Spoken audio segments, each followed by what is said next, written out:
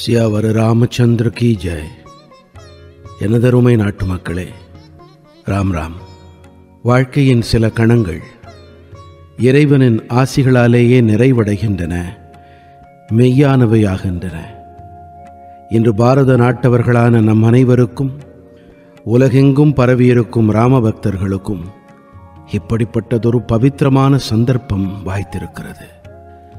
அனைத்து திசைகளிலும் பிரபு ஸ்ரீ ராமச்சந்திரனின் பக்தியின் அற்புதமான சூழல் நிலவுகிறது. நாலாபுறங்களிலுமே ராமநாமத்தின் எதிரொலியை கேட்க முடிகிறது. ராம பஜனையின் அற்புதமான சௌந்தரியம் நிறைந்திருக்கிறது. அனைவருமே ஜனவரி மாதம் 22ஆம் தேதிக்காக காத்திருக்கின்றார்கள். அந்த வரலாற்று பூர்வமான புனிதமான கணத்திற்காக பார்த்திருக்கின்றார்கள். ஆனால் இப்போது அயோத்தியிலே ராம்லலாவின் பிராண பிரதிஷ்டைக்கு இன்னும் 11 நாட்களே எஞ்சியிருக்கின்றன. என்னுடைய பெரும் பேறு என்னவென்றால், எனக்கும் கூட இந்த புண்ணியமான சந்தர்ப்பத்தில் பங்கெடுக்கும் சந்தர்ப்பம் கிடைத்திருக்கிறது. என்னை பொறுத்தமட்டில் இது கற்பனைக்கு எட்டாத அனுபவத்திற்கான வேளை. நான் உணர்ச்சி பெருக்கில் இருக்கிறேன். உணர்ச்சிகளால் நெகிழ்ந்து போயிருக்கிறேன். முதன்முறையாக என் வாழ்க்கையிலே இது போன்றதொரு உணர்ச்சி வெள்ளத்தை அனுபவிக்கிறேன். நான் வித்தியாசமான உணர்வுகளின் சங்கமத்தை எதிர்கொண்டு வருகிறேன். என்னுடைய உள்மனத்தின் இந்த உணர்வு பயணம் என்னை நான் வெளிப்படுத்துவதற்காக அல்ல, அனுபவிப்பதற்கான தருணம். நான் விரும்பினாலும் கூட இதன் ஆழம், இதன் பரந்துபட்ட தன்மை, இதன் தீவிரத்தை கூட சொற்களில் வடிக்க இயலவில்லை. என்னுடைய இந்த நிலையை உங்களால் நன்கு புரிந்து கொள்ள முடியும். எந்த கனவினை பற்பல தலைமுறைகளும் பல்லாண்டுகளாகவே ஒரு உறுதிப்பாடாக தங்களுடைய இதயத்திலே பூட்டி வாழ்ந்தார்களோ, அது இன்று நனவாகும் வேளையிலே இருந்து அனுபவிக்கும் சந்தர்ப்பம் எனக்கு கிடைத்திருக்கிறது. இறைவன் எனக்கு பாரத நாட்டவர் அனைவரின் பிரதிநிதியாக இருக்கும் கருவியாக ஆக்கியிருக்கிறான். நிமித்த மாத்திரம் பாவ சவ்ய சாச்சின். இது மிகப்பெரிய பொறுப்பாகும். நமது சாஸ்திரங்களிலே கூட என்ன கூறப்பட்டிருக்கிறது என்றால், நாம் இறைவனை வணங்குவதற்கு, அவனை பூஜிப்பதற்கு கூட நமக்குள்ளே இறை உணர்வை விழிப்படையச் செய்ய வேண்டும். இதன் பொருட்டு சாஸ்திரங்களிலே விரதங்களும் தீவிரமான நியமங்களும் பரிந்துரைக்கப்பட்டிருக்கின்றன. இவற்றை பிராண பிரதிஷ்டைக்கு முன்பாக கடைபிடிக்க வேண்டும். அந்த வகையிலே ஆன்மீக பயணத்தின் தவம் புரியும் ஆன்மாக்கள், மேலும் மகா புருஷர்களிடமிருந்து எனக்கு கிடைத்த வழிகாட்டுதல் படி அவர்களும் கூட யம நியமங்களை அறிவுறுத்தினார்கள். அதன் வழி நின்று நான் இன்றிலிருந்து 11 நாட்களுக்கு விசேஷமான அனுஷ்டானங்களை கடைபிடிக்க இருக்கிறேன். இந்த பவித்திரமான வேளையிலே நான் இறைவனிடத்திலே வேண்டிக் கொள்ளுகிறேன். ரிஷிகள் முனிவர்களின் புனித பாதங்களில் பணிகிறேன். மேலும் இறைவனின் வடிவங்களான மகேசர்களான குடிமக்கள், அவர்களிடத்திலும் நான் வேண்டிக் கொள்ளுகிறேன். நீங்கள் அனைவரும் எனக்கு நல்லாசி வழங்குங்கள். இதனால் நான் மனதால், வாக்கால், செயலால் எந்த ஒரு குறைபாடும் என் தரப்பில் இல்லாதிருக்க வேண்டும். நண்பர்களே, என்னுடைய பேறு என்னவென்றால், 11 நாட்கள் என்ற இந்த என்னுடைய அனுஷ்டானத்தை நான் நாசிக் தலத்தின் பஞ்சவட்டியிலிருந்து தொடங்குகிறேன்.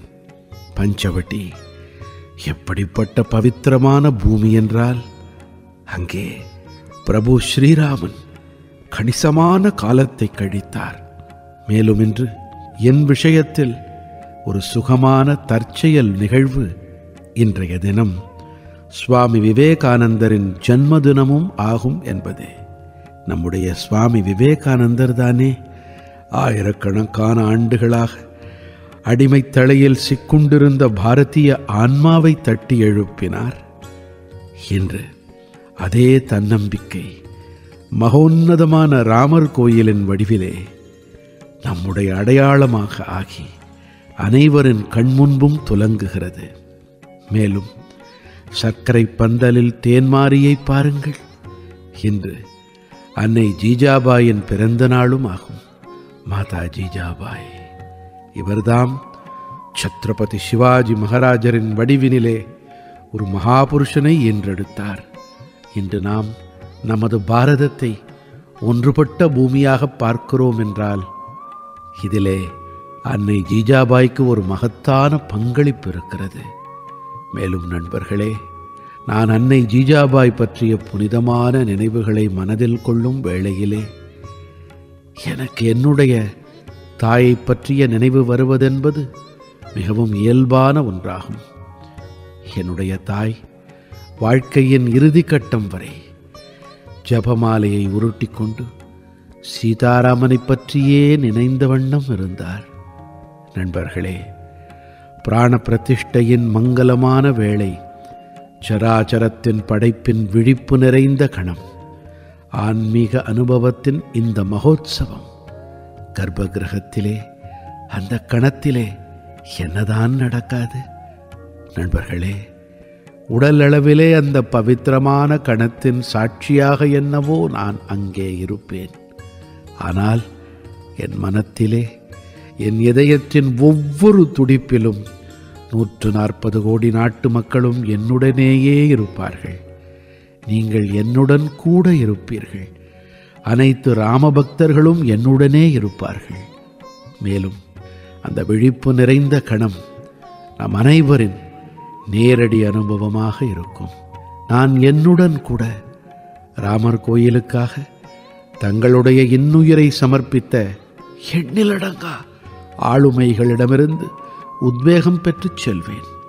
அன்பு தவம் நிறைந்த அந்த மாமனிதர்கள் 500 ஆண்டு கால பொறுமை, ஆழ்ந்த பொறுமை நிறைந்த அந்த காலம், எண்ணற்ற தியாகம் மற்றும் தவத்தின் சம்பவங்கள், கொடையாளிகளின் உயிர் தியாகிகளின் வரலாறு, இவர்களின் எத்தனையோ பேர்களின் பெயரை கூட அறிவார்கள் இல்லை. ஆனால் இவர்களின் வாழ்க்கையின் ஒரே இலக்கு என்று சொன்னால் மகத்தான ராமர் கோயிலின் நிர்மாணமாகவே இருந்து வந்திருக்கிறது. இப்படிப்பட்ட கணக்கில்லாத மனிதர்களின் நினைவுகளெல்லாம் என்னுள்ளே இருக்கும். 140 கோடி நாட்டு மக்கள் அந்த கணத்திலே என்னோடு இணையும் போது, அப்போது நான் உங்களிடமிருந்து சக்தி பெற்று கர்ப்ப கிரகத்தில் பிரவேசிக்கும் போது, அப்போது என்னுள்ளும் கூட ஏற்படும் உணர்வு, நான் தனியாளில்லை, நீங்கள் அனைவரும் என்னோடு கூடவே இருக்கிறீர்கள் என்பதுதான். நண்பர்களே, இந்த 11 நாட்கள் தனிப்பட்ட முறையிலே நான் விதிகளை கடைப்பிடிப்பது உறுதி. ஆனால் என் உணர்வுலகில் நீங்கள் அனைவரும் கலந்து கரைந்து இருக்கிறீர்கள். என் வேண்டுதலெல்லாம் நீங்களும் கூட மனதார என்னோடு இணைந்திருங்கள் என்பதுதான். ராம்லலாவின் திருப்பாதங்களில் நான் உங்கள் அனைவரின் உணர்வுகளையும், எனக்குள் பொங்கும் உணர்வுகளை அர்ப்பணிப்பது போலவே அதே சிரத்தையோடு அர்ப்பணிப்பேன். நண்பர்களே, நாம் அனைவரும் ஒரு சத்தியத்தை நன்கறிவோம். அதாவது இறைவன் உருவமற்றவன் என்பதே.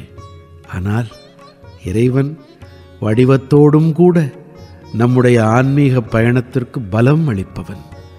மகேசர்களான மக்களிடத்திலே இறைவனின் வடிவத்தை காண முடியும். இதை நான் நேரடியாக கண்டும் இருக்கிறேன், உணர்ந்தும் பார்த்திருக்கிறேன். ஆனால் இறைவன் வடிவிலே இருக்கும் இதே மக்கள் சொற்களில் தங்களின் உணர்வுகளை வெளிப்படுத்தும் போது, ஆசி அளிக்கும் போது, அப்போது என்னிலும் கூட புதிய சக்தி பெருக்கெடுத்து ஓடுகிறது. இன்று எனக்கு உங்களின் நல்லாசிகளின் தேவை இருக்கிறது. ஆகையினாலே நான் வேண்டுவதெல்லாம் சொற்களில், எழுத்துக்களில் உங்களின் உணர்வுகளை கண்டிப்பாக வெளிப்படுத்துங்கள். கண்டிப்பாக உங்கள் ஆசிகளை எனக்கு தாருங்கள். உங்களின் ஆசிகளின் ஒவ்வொரு சொல்லும் எனக்கு சொல்லல்ல, மந்திரங்களாகும். மந்திரத்தின் சக்தி என்ற முறையிலே இது கண்டிப்பாக செயல்படும். நீங்கள் உங்கள் சொற்களிலே உங்களின் உணர்வுகளை நமோ செயலியின் வாயிலாக நேரடியாக என்னிடம் கொண்டு சேர்க்க முடியும். வாருங்கள், நாம் அனைவரும் பிரபு ராமனின் பக்தியில் மூழ்கித் திளைப்போம். இந்த உணர்வோடு கூட ராம பக்தர்களான உங்கள் அனைவருக்கும் கோடானுகோடி தண்டன் சமர்ப்பிக்கிறேன். ஜெய் சியாராம், ஜெய் சியாராம், ஜெய் சியாராம்.